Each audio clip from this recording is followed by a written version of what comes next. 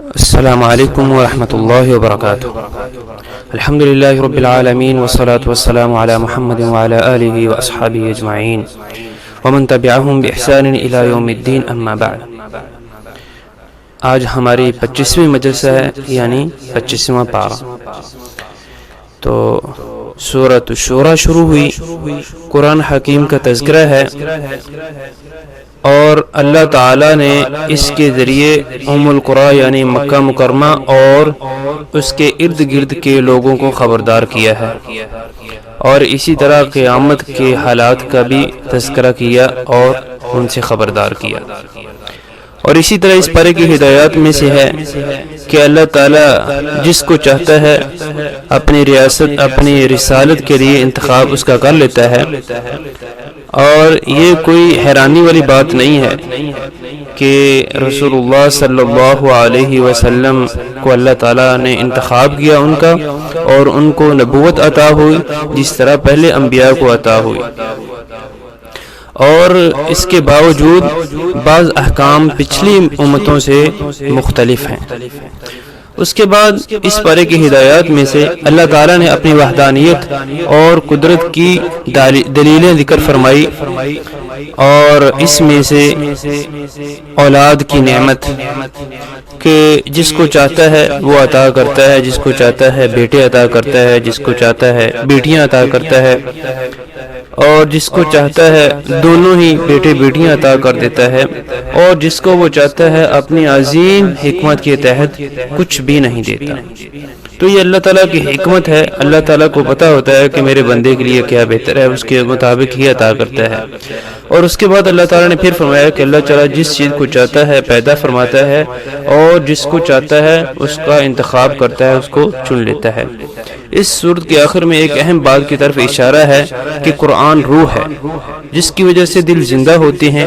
اگر قرآن نہ پڑھا جائے تو دل مردہ اور سخت ہو جاتے ہیں، پھر نصیحت ان پر اثر نہیں کرتی۔ اس کے بعد سورۃ الزخرف شروع ہو رہی ہے، قرآن مجید کا مقام اور اس کی عظمت کا بیان ہوا۔ اس کے بعد مشرکین کے ساتھ آباء و اجداد کی تقلید پر مناظرہ، اور ان کا زبردست طریقے سے رد فرمایا کہ یہ لوگ صرف اپنے بڑوں کی وجہ سے تقلید ان کی کرتے ہیں، اور ان کے پاس کوئی اس کی دلیل نہیں۔ تو سمجھ یہ آئی کہ شروع سے ہی جو مشرکین ہیں، غلط عقیدے والے لوگ ہیں، ان کا یہ طریقہ کار رہا ہے کہ وہ اپنے آباء و اجداد کی باتوں کو، ان کی پیروی، ان کی رسم و رواج کو چھوڑنے پر تیار نہیں تھے۔ کیا ہم نے بھی کبھی غور کیا ہے کہ اندھی تقلید کا کتنا برا اثر ہم پر ہوا، اور انسان راہ حق سے کتنا دور چلا جاتا ہے اندھی تقلید کی وجہ سے؟ اللہ تعالی ہمیں قرآن و سنت پر چلنے والا بنائے۔ اس صورت میں اللہ تعالیٰ نے بڑا پکا وعدہ کیا ہے جس کی وجہ سے ہم مارے پھر رہے ہیں، اور جس وجہ سے انسان دوسرے کا جو حق ہے وہ کھا لیتا ہے۔ تو اللہ تعالیٰ نے بڑا پکا وعدہ کیا ہے، کیا فرمایا ہے؟ نحن قسمنا بینہم معیشتہم فی الحیاۃ الدنیا، نحن قسمنا بینہم معیشتہم فی الحیاۃ الدنیا، کہ ہم نے جو ان کی معیشت ہے یہ ہم نے تقسیم کر دی ہے دنیا کی زندگی میں۔ اب کوئی حلال طریقے سے کمائے، کوئی حرام طریقے سے کمائے، جو ہم نے لکھ دیے ہے وہی مل کر رہے گا۔ تو یہ اللہ تعالیٰ کی تقسیم ہے۔ رزق کے حوالے سے ہمیں پریشان نہیں ہونا چاہیے، بلکہ اللہ تعالیٰ کی عبادت کرنی چاہیے۔ اس کے بعد اللہ تعالیٰ نے اپنے دوست کا انتخاب کیسے کرنا ہے اس کی طرف خاص طور پر یہ تلقین فرمائی کہ بجائے اس کے کہ انسان قیامت میں پچھتائے، ابھی سے ہی وہ سوچ لے کہ اس کا دوست کیسا ہو۔ یہ نہ ہو کہ قیامت والے دن وہ کہے یا لیت بینی و بینک بعد المشرقین فبئس القرین، ہے کاش میرے اور تمہارے درمیان جو ہے وہ دو مشرقوں کا جس طرح فاصلہ ہے اس طرح فاصلہ ہوتا، کتنا ہی تو برا دوست ہے۔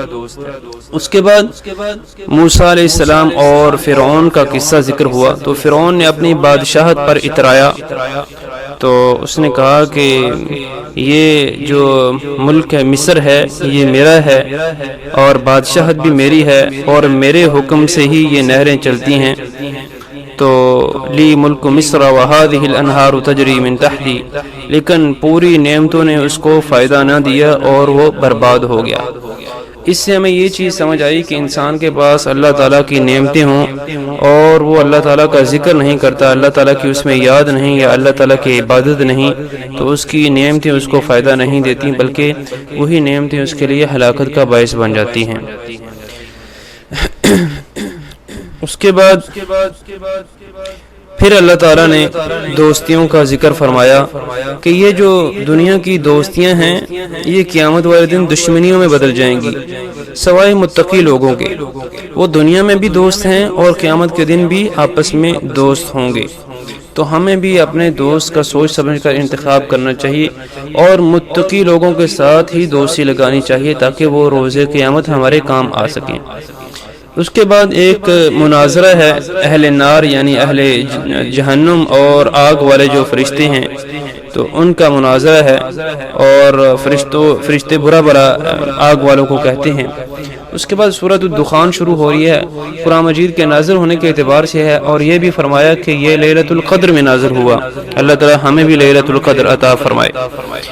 اسی رات میں اہم فیصلے کیے جاتے ہیں، تو یہ بڑی دلیل ہے کہ قرآن مجید جو ہے وہ جس رات میں نازل ہوا وہ لیلۃ القدر ہے، اور اسی رات میں جو فیصلے کیے جاتے ہیں، تو لیلۃ القدر یہ رمضان کی رات ہے نہ کہ شعبان کی۔ اس کے بعد دوزخیوں کے عذاب کا ذکر فرمایا، تو ساتھ ہی جنت والوں اور جنت کی نعمتوں کا اللہ تعالیٰ نے تذکرہ فرمایا۔ آخری سورۃ الجاثیہ ہے، اللہ تعالیٰ کی عظمت کے مسلمانوں میں بادشاہی آسمانوں اور زمین کی بادشاہی اللہ کی ہے، اور اس کے بعد انکار کرنے والوں کا انجام ہوا۔ اس طرح خواہشات کی پیروی کرنے والے کا انجام کیا ہے اس کا بھی ذکر ہوا کہ جس نے اپنے معبود کو ہی اپنے خواہش کو ہی اپنا معبود اور الہ بنا لیا۔ آخر میں قیامت کی ہولناکیوں کا تذکرہ فرمایا، اور متقین کا جو ٹھکانہ ہے وہ ذکر ہوا، اسی طرح مجرمین کا انجام اس کا ذکر ہوا۔ اللہ تعالیٰ سے دعا ہے کہ مجھے اور آپ کو اللہ اپنے متقین اور مکرمین میں سے بنائے تاکہ ہم دنیا و آخرت میں سرخرو ہو سکیں۔ والسلام علیکم ورحمۃ اللہ وبرکاتہ۔